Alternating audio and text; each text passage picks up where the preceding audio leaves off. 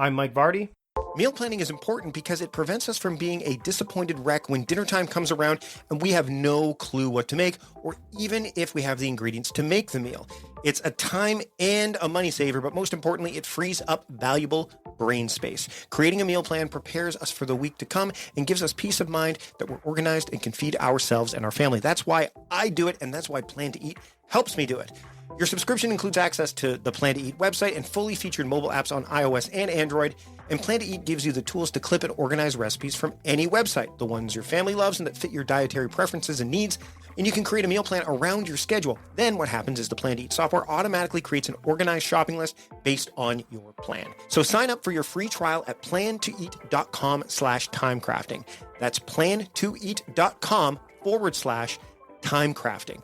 The coupon will be automatically applied to your account and can be used when you're ready to subscribe. It's valid for new customers only. Give Plan to Eat a try today. And this is the Productivityist podcast.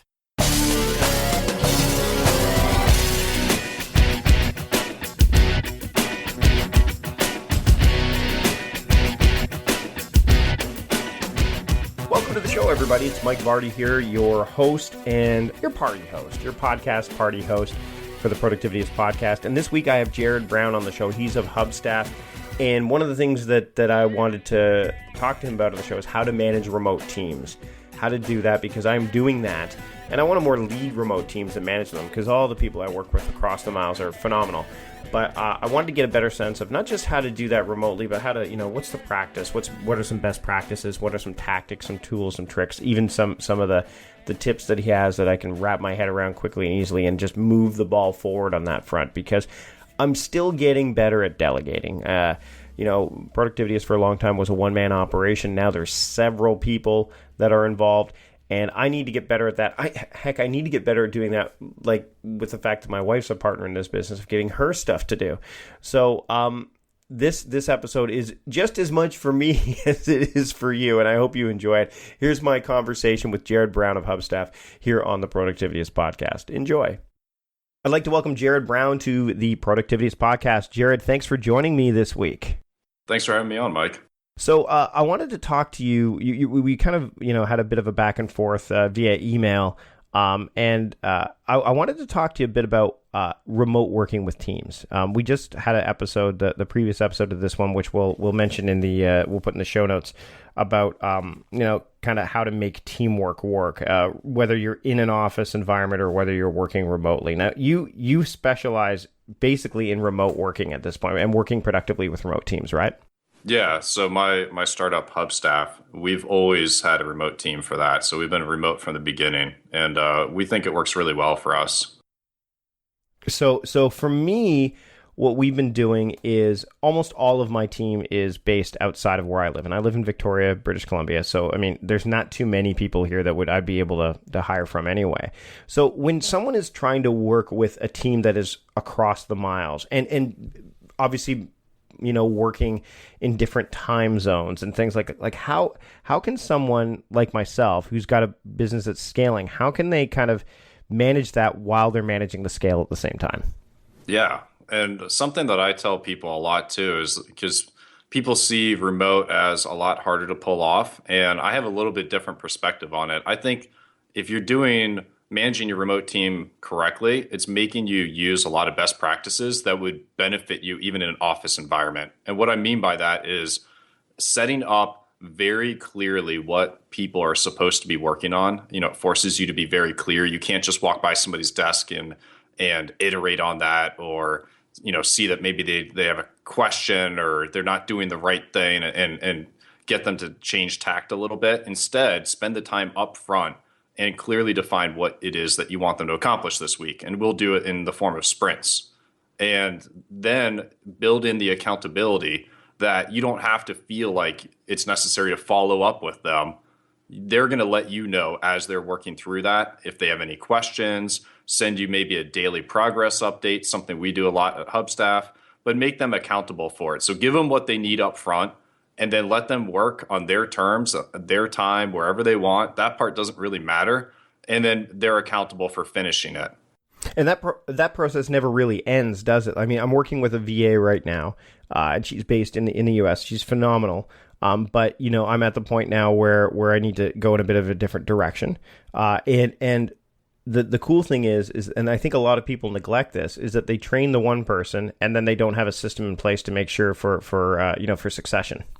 Yeah, absolutely. And we are very big in that training process. So what we do is really a combination of Google Docs, and we'll just type those up. They're pretty raw in the beginning, and we treat them as living documents that are constantly being updated and made more formal. And then we will also record screencasts. We like to use Jing.com to do that. And we'll just record nothing longer than a 5-minute screencast and keep it, nice and tight right around what it is that the process is covering. And people can just, really get up to speed with that very quickly. So when it comes to building a remote team, where do people really need to start? Other than the finding process, where do people really need to kind of, if they want to build an effective remote team, where should they start? I think number one, it's going to start with you. It's going to start with how well are you working on the project? How disciplined are you? Are you, covering a lot of the details? All of that is going to set the culture. That's going to set the standard that others are going to live by within your team. So I think getting that right is step number one. Then finding people that fit well with your style of communication or the type of product or service that you're selling. That's step number two. And for that, I don't have a single way of finding those people. You really just go out, try social, go out and search LinkedIn. LinkedIn is a very powerful database for us that we don't pay for any special access. We just go out and find people through LinkedIn. It's actually how Dave and I found each other to start Hubstaff in the first place. And just go out and try to find a few people to talk to and then get on Skype and chat with them and tell them what you're into, the culture of your company and how you work, and see if they agree with that.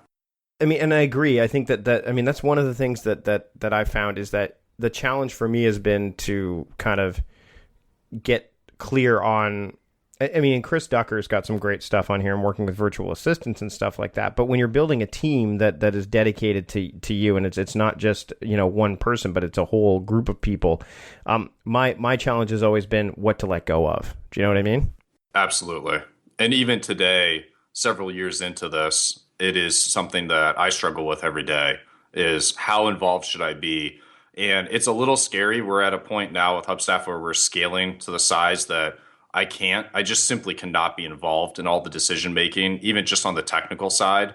And it's scary. But on the other hand, I'll see some of the emails flying back and forth coming out of Pivotal Tracker, which is what we use on the technical side. And I see that the team's covering it and that they're doing exactly what they should be doing. And it's just amazing to see that you've built this thing that's working correctly and the team has the right culture and the right people in it. And it's working without your direct hand being involved. Let's shift gears for a second. Let's talk about the building of the startup. So how long has Hubstaff been around for? About 2.5 years. Okay, so you're obviously in that, and you said you're scaling. There's a scale that's happening right now that kind of is putting you in a position where you're putting more teams on. You're adding to the team. But when someone is starting out with a startup, and I mean, there are many people out there that are just building their business. Like, what kind of advice do you have? And I know there's an article here, which I'm definitely going to link to, that you wrote for Inc, Inc.com. But what kind of advice do you have for somebody who's like, saying, "Hey, I'm getting started. I don't know what to do next. I mean, I've got this idea. I've proof of concept. It's people are into it. I've got some validation. How do I make this thing work over not just the short term but the long term?" Right. So, yeah, number one, be prepared, as I'm sure that the person in this situation already is, to wear most of the hats for quite a while, because unless you're going out and getting significant funding, you're going to need to be the guy to do, you and your co-founders, if you have them, you guys will be the ones doing the vast majority of the work. Now, in our case, what we did is from day one, we hired 2 programmers that I know very well, and we were able to fund that out of pocket. So we did that. But we just had those 2 programmers and then myself and my founder. So my co-founder covered everything that wasn't development related. and I tried to help with that as much as I could. And then myself and the two developers, we handled everything on the software side, and we had a web component to it, and we had to make desktop apps for three, all three operating systems. So we had quite a bit of work on the development side to do. But you just really have to, you've got to bootstrap it, I think, until you can get to the point you can hire somebody. And for us, that was about a full year before we got into a position where we could actually hire somebody else. All of us felt like we were kind of the founding members. And then a year later, we've hired in the first person into this cool party we had going on. It's like, welcome to the party. What about and it's interesting because you mentioned that people that you knew, and I've been working with this hiring process right now and living in a small city, especially, and again, this is more not remote, but they will be working remotely. I mean, the nice thing is I offer flexible hours and they can work from home and stuff, but what about letting someone go? Like, how do you handle that? I mean, I don't know if you've come across that yet. Oh, yeah. Oh, you have? Okay. Yeah, unfortunately. So how have you handled that? Because when you're dealing with a remote person, like, I mean, we've seen, the movies Up in the Air where, the guy is hired to go in and basically, cull, for lack of a better term. Like, how do you do this from a remote sense? Because, I mean, we've seen it done remotely in films like that where it's just they go into a room and there's a guy on video that says, well, we're moving in a different direction. Like, so how have you handled that? And how do you recommend people handle it? Yeah, I hate having to do it. I guarantee you will have to do it at some point if you're in business for multiple years. Even with a great hiring process in place, it just happens. For me, the first time that I had to do it, I actually Googled for some articles on good tips for that. And one that I found said, this is what really stuck with me, just really keep it super short, keep the discussion very short. I like to do it over Skype. I don't like doing it over email. I think that's a little too impersonal. And just without getting too accusatory, because it's not really the point to lay it all out there, but just say in a way, like, this is not a good fit. This is, maybe give a few reasons, very light, and ones that can't really be argued. You don't want to get into a debate. That's the number one thing you're trying to avoid in a call like this. You don't want it to become, because the debate is going to get escalated. And we did actually run into that situation during one of these calls, and it got to the point where we just had to end the call. We were like, okay, I'm sorry, and we ended it. Right. We agree to disagree. Exactly. Yeah, you do not want to go back and forth on this. You want to just deliver the bad news and keep it to, I would say, 5 minutes or less is the goal. Once you hit that 5-minute mark, you're probably getting into dangerous territory. And then just be done with it. It's ripping off a Band-Aid. Now, what about when you're bringing somebody on to kind of test the waters? Do you have a way that you do that? And I've talked to my friend, Jaime Tardy, over at Eventual Millionaire, and she kind of gave me an instance of, and I think we talked about that in a recent episode about how she kind of tests the waters with certain remote teammates. How do you approach that? Yeah, great question. I forgot to mention this in my last answer, but I wanted to because I think this is the linchpin right here. So perfect question. We have found that 99% of the people we let go, it may be 100, I think, but I'm leaving a little bit open there, have been fired in the first 4 to 6 weeks of us working with them. And so that told us we can determine this very early on. If they make it past that period, they're with us for years, or unless they take another job. But it's ending for different reasons, not because they're not good at doing this job. So we are big believers in a trial period now, and we state that from the very first call with a potential candidate that we will do it as if you decide this is a good fit and we decide it's a good fit, we'll try it out for 4 to 6 weeks. We set that in the contract terms, and sometimes we'll even pay a higher rate right in the beginning because it's more uncertain. And then we'll go down to a lower rate and increase the hours after the trial. But that gives us a chance to much more cleanly break things off, much more easily break things off if it's just not working in that initial trial period. If you make it through that, I'd be willing to bet this person is going to work well for a very long time for you. Now, let's dive in a bit back to the whole, you just mentioned some stuff. Ruby Rails, I have no clue. None whatsoever. I have no, and the thing is, I have no interest in knowing that. So how do you, one of the things you mentioned in that Inc. article is work with people smarter than you. So when you're starting out, obviously you guys are bootstrapping, you're hustling, you're learning as much as you can. How freeing is it?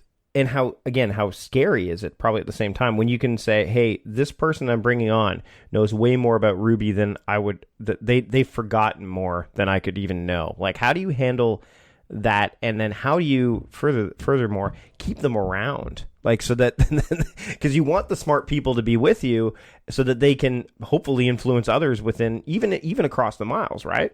Yep. Yeah, and for that, I would say it's the old adage of A players attract A players. And the second you let a B player in, then you've got C players, and it kind of goes downward.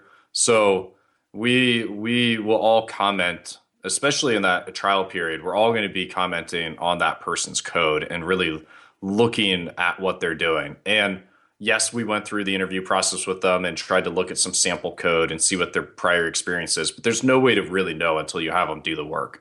So when they're doing that work right in the beginning, we put it under a microscope, and it is unsettling to some people. And in one or two cases, we've found that it just wasn't a good fit because the person just was not really going to deal with that well. But for those that can make it through this gauntlet, I'll say, I mean, it's kind of trial by fire. It's probably not comfortable in the very beginning because everything you're doing is getting questioned. But it gives you that chance to stand up for what you're doing. If you have confidence in why you made that choice and you can make good points as to why you did it, you're going to earn yourself a spot on the team. And then once you're part of this team, because of the caliber and the culture of all of us learning from each other and raising each other's game, that alone, I think, is a huge reason why people will stay with us. We'll retain these good developers for so far the lifetime of this business, 2.5 years. So I think that that's a big part of it. And if you do lose somebody from the team, look at where they're going, because oftentimes, even though you lost them, the silver lining could be that you did lose them to somebody who's really high caliber as well, another company. And it shows that your process is working well. You're choosing the best. So, we have a Skype channel set up and we all like to geek out on the Skype channel. I know the marketing guys love to show each other cool marketing stuff on there. Just create a culture of sharing and everybody raising each other's game. And people want to come to work every day to be a part of that. That's a great way to kind of segue into what I want to talk about in terms of building a company culture across the miles. How do you do that? Because, I mean, I've noticed it's happening here, and obviously there's some different approaches that can happen with that. I mean, we were talking before the call about, again, that last episode where we talked about, a modified version of holacracy, where, everyone has their roles as opposed to positions and stuff like that. So how do you foster that? You've kind of touched on it a bit, but how do you begin the process of kind of integrating a culture of your company across, the digital, divide? Yeah, I'd say step number one, make sure that you have some personality that comes through in what you're typing.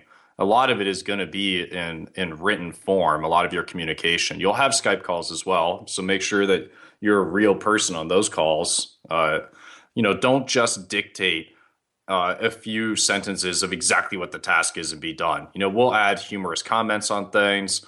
We're not a silly bunch of people. We're not just joking all day long, but you can tell there's a real person on the other end.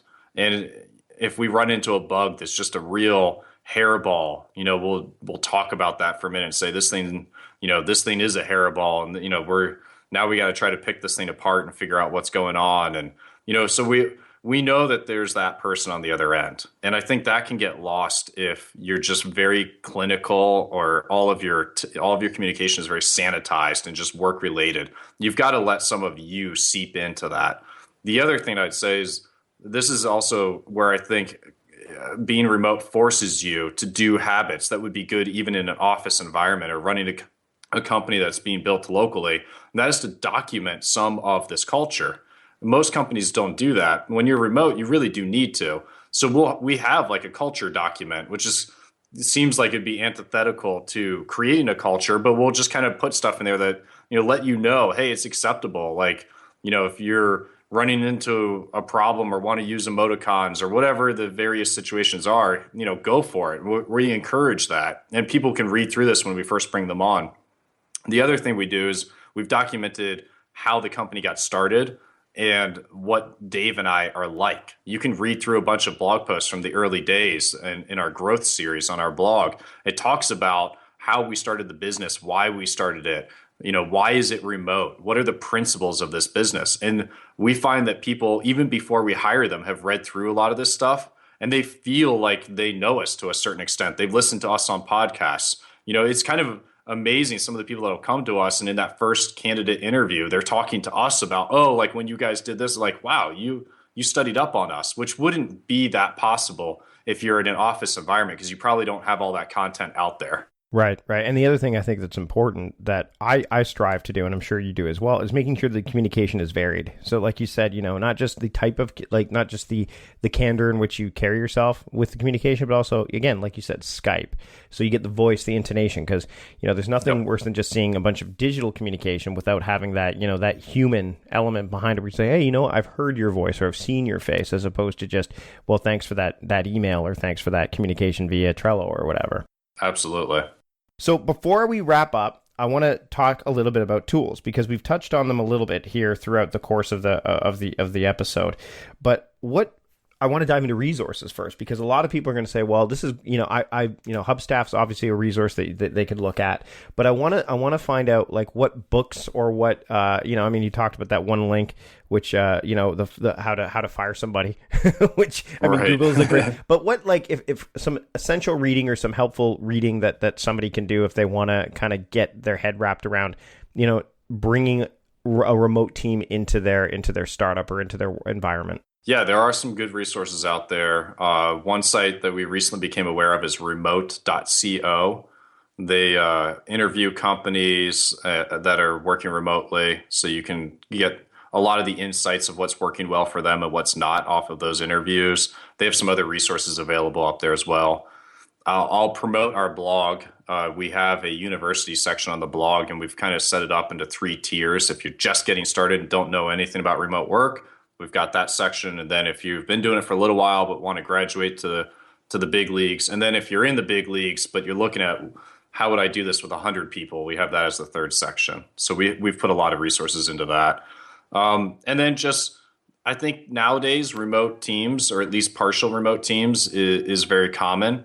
And so you can go to various blogs for other startups. I believe the Groove blog, a lot of their team is remote. I know the Baremetrics guys, they're all remote, so you can read about how they do stuff on their blog, and they talk about the tools they use and how they hold people accountable. And so just go around and find different companies that are similar to yours and see if they're working remotely and read their blogs. Now, what about the tools you use? I mean, we've talked about Trello, we've talked about Google Docs. Is there anything else that you're using, like say for, or is it fairly, you kind of keep it as lean as you can? Yeah, we do have quite a few tools we use. We try to curb that proliferation of them. We depend on Skype a lot. I know Slack is the very popular solution right now. We may move over to that and join that party, but right now we're content being on Skype. So we set up permanent chat rooms on Skype, and we like it because we can move to voice seamlessly. So that's probably the major reason we're still on it. Right. We are big believers in screencasts. So it's not something I had done before being part of this company, but Dave, my co-founder, showed me the value in that. And it's pretty awesome being able to record a 5-minute screencast of you narrating something on your screen. I think it's really powerful. And again, you have that archival part built into it. We're really big in keeping a record of things and being able to go back to it or share it with other people. Yeah, it's funny. One of the things that I did, so my wife handles all the administrative stuff, and she wanted to figure out how to quickly transfer money from, based on her credit cards. Because each websites are different, right? Each financial website is different. I said, I'll make a screencast. And I use ScreenFlow for that just because I have it already. So why not? And then all I did was I just put the video into a shared Dropbox folder. And so now she can, and the key, I think what most people need to remember is when you're doing a screencast, make it as evergreen as possible. So don't say, hey, Anne, here's how you do this. Like, just say, here's how you can do this. Because then when you're if Anne's no longer doing it, or if whoever's no longer, you can just pass the video on to them, and it's not like, you're dealing with something completely different, right? That's exactly right. So that'd be the number one thing. I find a lot of people aren't really doing screencasts. So I'd say if you take nothing else from this, go ahead and just try doing some screencasts. I'll bet you'll find a lot of value in it. What other tools? So we've talked about Jing, we've talked about Skype, Trello. Are there any other tools that you really use? Google Docs, of course. Yeah, I can't mention Google Docs enough. We really depend on that a lot. Let's see, on the productivity side, that I use my own to-do list apps on my computer, and I'm always switching between them, so I wouldn't highly recommend one over another. You're like me. Well, which ones do you use? Because I've got Asana for the Productivityist team. I've got Todoist for my own stuff. And then Trello, oddly enough, and this is fine, John Polster, the producer, is like, I'm a big Trello fan. So what I've done, and this is a trick that I think a lot of people need to kind of keep in mind, especially if you're working with others, is that they're all going to, some of my people are again, they're independent, especially the RevShare people. So I'm not going to say, hey, you need to use this. So we use Slack for the internal communication stuff. But right. What I'll do is Todoist, because that's my primary one that I use for, my professional stuff that doesn't involve the team. I use the labels in Todoist to say, hey, you need to be in Asana to look at this stuff. Or, hey, you need to be in Trello to look at this stuff. So it kind of triggers me to go to the right place. So if you have to use somebody else's tools that you're not necessarily, you don't want to go all in with them, and you really are comfortable with the tool you're using, then just use either the labels or tags or contexts in OmniFocus, and just create triggers that are going to send you to the place you need to be, so that way you can accomplish the work, right? Right. So what do you use? What's the to-do? You've used a few, so give me examples of which ones you use. Yeah, I would say I've used the Do app. That's the one I keep coming back to. I'm not in love with it, but it's a very simple little... Do.com, or is it DUE? Which one? DUE. Oh, that's the iOS one, right? Yes, exactly. Okay. So I've been using that. I like the fact that it makes a little sound every once in a while when it reminds you, like, hey, this thing's coming up, or this thing's out. I think we heard it a couple times during the episode. Yeah. Sorry about that. No, that's cool. Now people know, hey, what was that dinging in the background? I'm like, hey, it's Do. And Do is basically reminders on steroids. Exactly. So, yeah, I try to keep it pretty simple. I've tried Evernote a few times in the past. I start and stop with that. And OmniFocus, I'm really learning to love OmniFocus and get into that. And the reason why is a blog post up on Baremetrics blog. Mm-hmm. Josh Pigford, the founder, had a really great process that he detailed for how he does stuff inside OmniFocus. And I've been trying to adopt that process because I see a lot of merits to it. Yeah, OmniFocus is the big, obviously I've talked to, Brett Kelly's just written a book about it. The guys at Agent Efficiency have a whole course surrounding it that I've promoted and looked at. OmniFocus is one of those ones where if you're working individually, and I've done a talk for the Omni Group back at it was 3 years ago. I was an OmniFocus user, still have it. Occasionally get tempted to go back to it because I love the way it does, a lot of things. But if you're working with a team, it's tough so I'd be interested. I think that post, if and I'll give it a look. I would imagine that it kind of helps you with that process, is if you're working with other people, how you can kind of mitigate that a bit. And that's part of, and I was actually thinking about this earlier today, is that it's hard for me to keep up on these processes because all of these iOS or Mac-based apps that I use for tasks, they're very solo. They're not really suited for the team. So that post that Josh wrote is really how he digests the tasks from their collaborative task system and how he puts them into his OmniFocus system. So there's a translation that has to happen, which is a little bit of extra work, and nobody else can really see his OmniFocus setup. He's just using it himself. So yeah. I think that makes it hard to keep with it. But that's the current problem. But it's a front end thing too, right? Like if you do the work up front and you've got the approach built in there, then it becomes second nature to you. So he's doing this it's second nature. He sees something that shows up in the collaborative stuff and says, okay, I need to deal with this. So this is going into OmniFocus, so that way I can have the focus I need to deal with it properly, as opposed to all the other noise that's going on around him. Exactly. That's exactly it. So your collaborative version is really the giant memory bank of everything that needs to be done.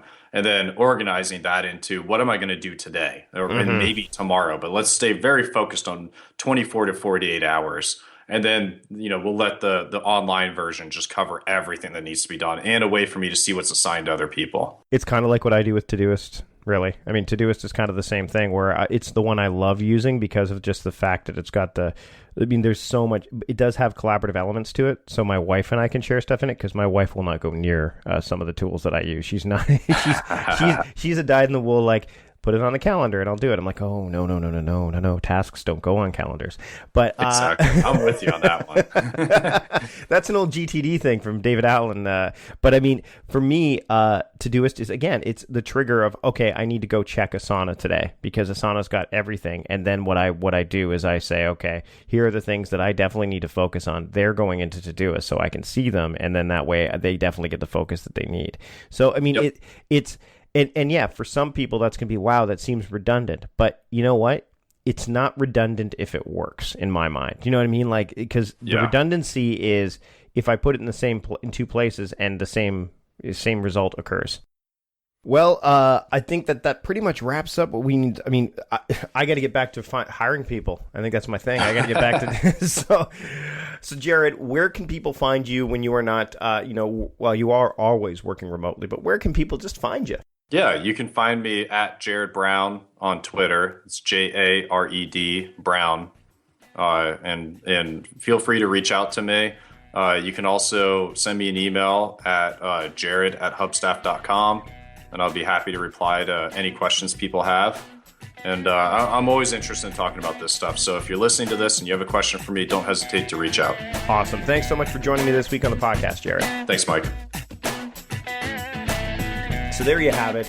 A great conversation. I learned a lot. I hope you did too. If you wanted to learn even more, then you can go to patreon.com/productivityist and get the whole discussion. There's an additional 16 minutes of content in this episode alone, and then look at all the back catalog that has additional content and all the bonus episodes that you would get and all the perks that you can have depending on what level you contribute at. Just go to patreon.com/productivityist.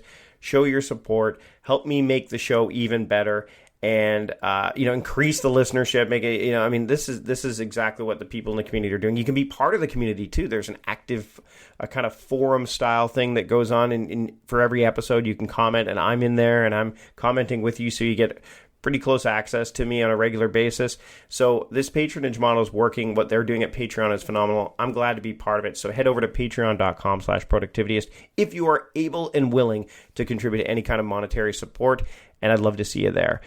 Until next week, again, take a look back at the show notes, learn and go over some of the stuff that Jared talked about. And I will see you next week for a brand new shiny episode of the podcast. Until then, stop guessing, start going, and keep moving things forward. We'll see you next week.